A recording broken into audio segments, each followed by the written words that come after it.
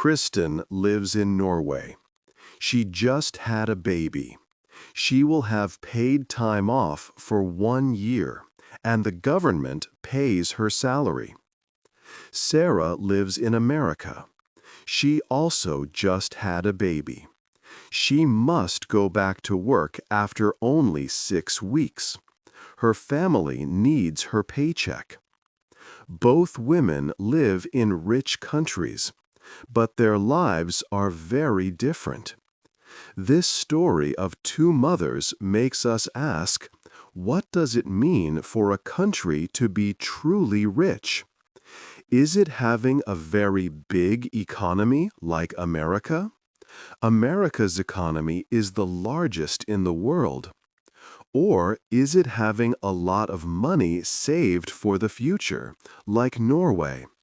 Norway has a huge special savings account called the Oil Fund. This fund has money for every Norwegian person, around $320,000 each. America is famous for new ideas and big tech companies. Norway is known for its people having a very high quality of life. There is no simple answer to what rich means. Many people talk about which country is winning in the world economy. But this book will look at two different ways countries can become wealthy. We will compare America and Norway. They both use market economies, but they have chosen very different paths to help their people. This book will not say which country is better or richer. Instead, we want to understand their choices. We will learn about how America builds its wealth and how Norway builds its wealth. This will show us that being rich can mean many things. It also shows the different ways societies choose to live and what is important to them. 2. Big numbers, different lives. The United States has a very big economy. Its total economic output is about $29.2 trillion each year. This large number shows America's huge power in making goods and services, making it the biggest economy in history. This is much larger than Norway's economy, which is about $504 billion, roughly 58 times smaller. However, if we look at the money produced per person, known as GDP per capita, the picture changes a lot. Norway has about 5.6 million people. Each person in Norway made about $86,810 in 2024. America has about 334 million people. Each person in America made about $85,810. So, even with an economy many times smaller, Norway produced almost the same amount of money per person as America did. This money per person is an average. Averages can sometimes hide how wealth is truly shared among people. Imagine a group where one person is very rich and everyone else has little. The average wealth might look high, but most people are not rich. To understand what a typical person truly owns, we look at median wealth. This is the exact middle point, where half the people have more and half have less. The median gives a better idea of the wealth a typical family or individual actually has. In Norway, wealth is shared more equally. This means that the typical person's wealth is much closer to the country's average wealth. The gap between the rich and the poor is smaller. In America, the money is not shared as evenly.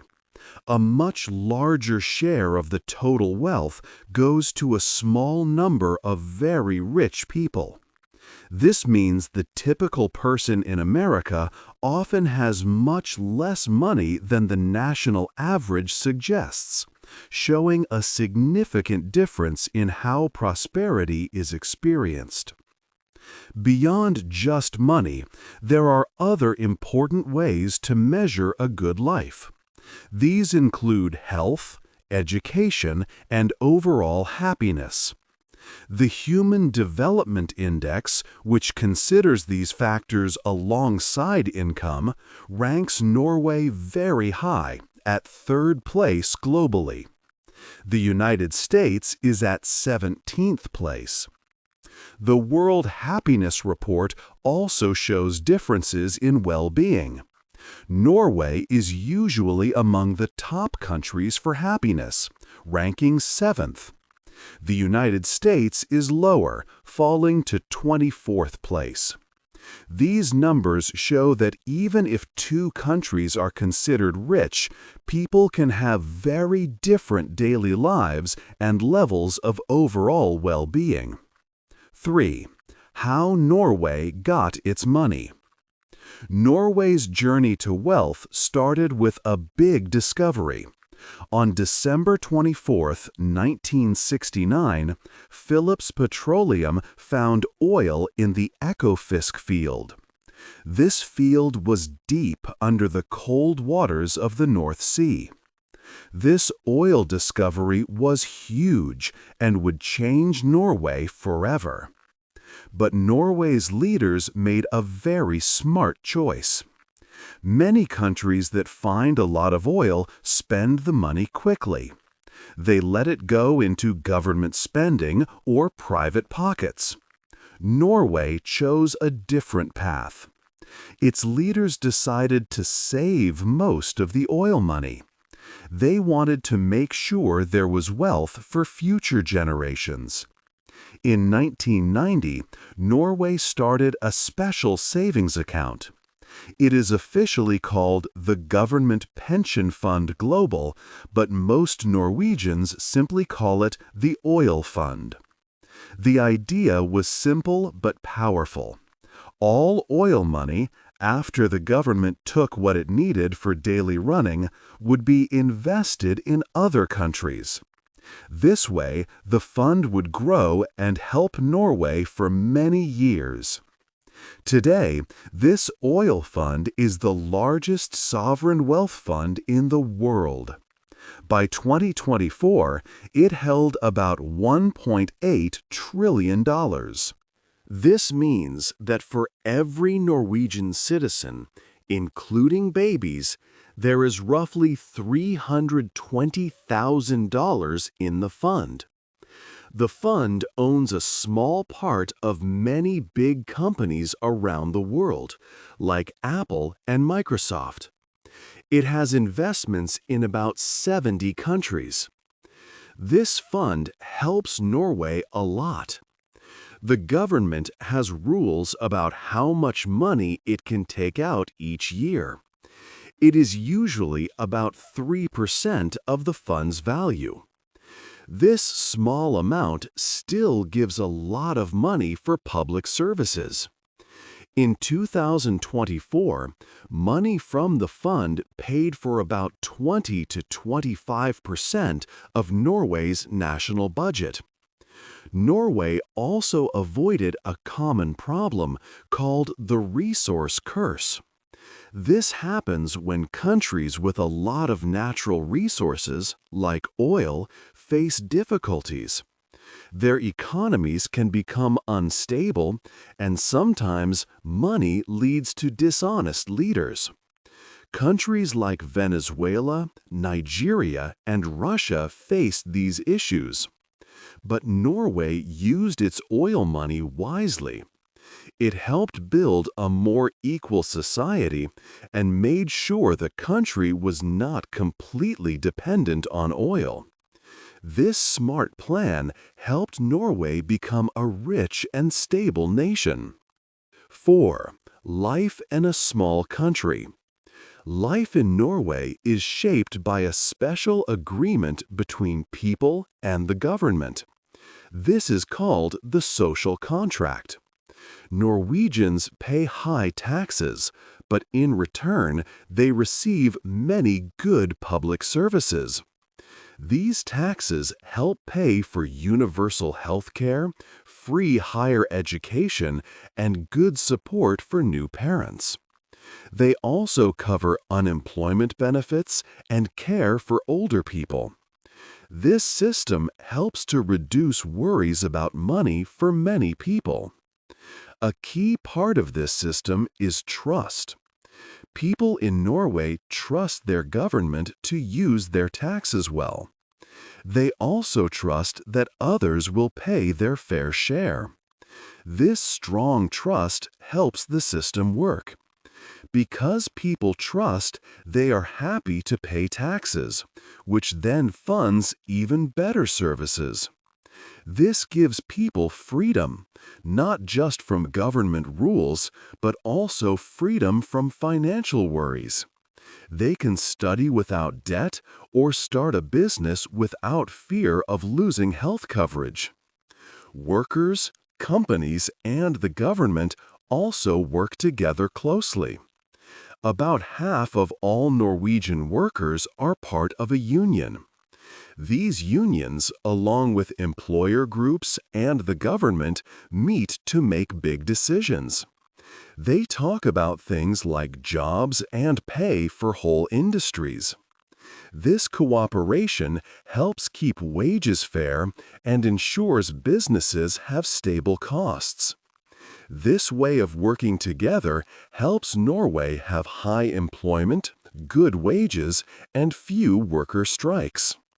When there are problems, like a slow economy, these three groups work together to find solutions. For a long time, Norway had a very similar culture. Most people shared the same background. This made it easier to build trust and support the social system. Everyone felt like part of one big family, helping each other. However, Norway is changing. More people from other countries now live there. About 1 out of 5 people are immigrants or their children. This change brings new challenges to the social system. Some new groups find it hard to fit in, and there are questions about how to keep everyone involved. But Norway is trying to adapt. They offer programs to help new people learn the language and culture. They also want new people to join the workforce and be part of the community. 5. America's Big Ideas. America is known for its big ideas and new inventions. It is a place where many new things start and grow. Think about Silicon Valley, a famous area in California. Many of the world's largest technology companies, like those making smartphones or internet tools, began there. These companies have changed how people live, work, and connect across the globe. America leads the world in creating new businesses and new technologies every year. From new medicines that save lives to advanced computer programs, many important ideas and products come from America. This constant flow of new things makes America a powerful engine for creating wealth. A big part of American culture is taking risks. People are encouraged to try new things, even if they might fail at first. In America, failure is often seen as a chance to learn and get better, not something to be ashamed of. Business owners who try an idea and it doesn't work can often find people who will give them money again to try something else. This culture of trying, failing, and learning helps create many groundbreaking ideas. It brings together a lot of money for new projects and smart people from top universities to keep new inventions coming. This openness to new paths is key to American growth. America is also a very large country with many different people living in it. This great size and diversity help new businesses grow and succeed. When an American company develops a new product, it immediately has a huge market of hundreds of millions of people to sell to, all within one country. This is like selling to many countries at once. Also, people come to America from all over the world, bringing different ways of thinking. They share new perspectives, various skills, and unique approaches to solving problems. This mix of cultures and backgrounds helps America create even more new and exciting things that might not be thought of in smaller, more similar societies. The idea of the American dream is very strong in the country. It means that anyone can succeed with hard work and talent, no matter where they start. People believe that if they put in effort, they can overcome problems and build a good life for themselves and their families. This important idea encourages many Americans to work hard, take chances, and try to build something new, like their own business.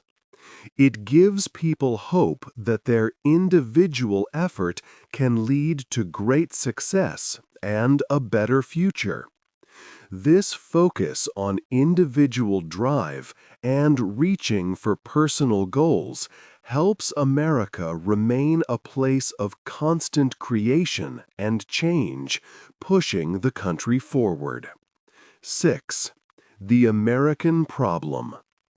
The American way of life has some hard parts. One big problem is the large difference between the rich and the poor.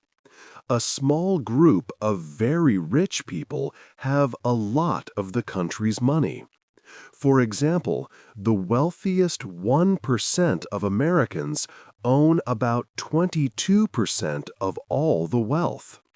At the same time, half of all Americans own almost nothing. This means that many normal families do not feel as rich as the country's total wealth might suggest. This gap also makes it hard for people to get ahead in life. Children who are born into poor families in America often find it difficult to become rich themselves. It can be harder for them to move up compared to people in countries where money is shared more equally. This challenges the idea that anyone can succeed with hard work, which is often called the American dream. Some even say this dream is now easier to find in places like Norway. Healthcare is another big challenge. The United States spends a lot of money on healthcare, more than most other countries. But people in America are not always healthier. Life expectancy is shorter, and more babies die young compared to Norway. If you are sick in America, it can be very expensive. Many people go bankrupt because of medical bills. This happens because not everyone has health insurance, or their insurance does not cover everything. Education also has problems. Going to a good university often depends on how much money your family has, not just how smart you are. Many students finish college with a lot of debt. This student debt can be a huge burden. It makes it hard for young people to buy homes or start families. This is very different from countries like Norway, where higher education is free. These problems create tension in society. When people see such big differences in wealth and opportunity, it can make them angry or frustrated. This leads to social and political problems. People may not trust each other or the government. They might feel like they are fighting against each other instead of working together. This makes it hard for the country to solve big issues, like fixing roads or helping people get good jobs. The focus on individual success, while good for some, can leave many feeling alone and without help. 7. Too rich countries. Even rich countries like Norway have problems. Life in Norway can be very expensive. For example, a home in a big city there can cost as much as in very expensive American cities. Food and other daily goods also have high prices. This is because high wages and taxes mean that businesses charge more for their products and services. Also, there are often rules that protect local businesses, which means less competition and higher prices. This system works well for Norwegians with good jobs who also get great public services.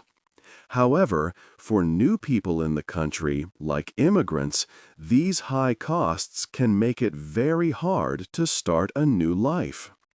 Norway's economy also has less new business. It is very good at making existing industries work well and sharing wealth. But it does not create many totally new big companies or new technologies that change the world. It lags behind in innovation. Another issue is that Norway's money mostly comes from selling oil. This is a problem for some, as Norway also talks about fighting climate change, yet profits from fossil fuels. America's way of being rich also brings its own set of challenges. The country makes a huge amount of money, but this money is not shared equally. A small number of very rich people control a big part of the country's wealth. Meanwhile, many other people struggle and have very little. This gap between rich and poor makes it hard for many to improve their lives, even if they work very hard. Many Americans live with constant worry about money. Healthcare costs are very high, and getting sick can quickly lead to huge debts and financial trouble. Education also costs a lot, leaving many students with big loans for years. This strong focus on individual winners and competition can also cause much stress and division in American society. Some people feel left behind, which can lead to social problems and unhappiness. So both rich countries have different kinds of difficulties. Norway offers its people a lot of security and a sense of shared well-being. But this comes with high costs for daily life and a less dynamic economy when it comes to new inventions. America offers many chances for great wealth and new ideas, but it comes with less security for many and can cause stress and inequality. The main difference between these two ways of being rich is often seen as choosing between security for everyone or many opportunities for individual success. 8. What is a rich country? We have now looked at two different ways a country can be rich: Norway's way and America's way. Norway chose to share its money and give its people security. The country built a huge savings fund from oil. It also created a society where everyone gets health care and free education. This helps reduce worry for many. However, living in Norway can be very expensive. Its economy is also slower at creating new big ideas than America's. Norway still relies on selling oil, which has environmental concerns. America, on the other hand, focused on creating new wealth and offering many chances for people to succeed. It is famous for new ideas and big companies, like those in Silicon Valley. Many find great opportunities to build something new or make a lot of money. However, this way also has problems. There is a large gap between rich and poor. Many Americans worry about money, health care, and education costs. This system can create stress and divide people. So neither country's way is perfect. Both have good parts and difficult parts. Norway gives its citizens safety and shares wealth more equally. America provides chances for big success and brings many new ideas to the world. Being a rich country is not just total money. It is about the choices a society makes and what its people value most. Do they want more security for everyone or more chances for individual success? Both Norway and America show that different values lead to different kinds of rich countries. Perhaps these two countries can learn from each other. America might find ways to share wealth better and offer more security without losing its drive for innovation. Norway might learn from American entrepreneurship to make its economy more dynamic without giving up its commitment to equality. Ultimately, a country's wealth should create a secure, good, and meaningful life for most of its people. What do you think makes a country truly rich? Is it how much wealth it has? Or how many people feel secure and happy in their lives? Hey there! Just a second before you go. If you learned something new today, please give this video a like, write your thoughts in the comments, and subscribe to the channel. It only takes a second, and it really, really helps to create even better English videos for you. Your support means the world. Thank you.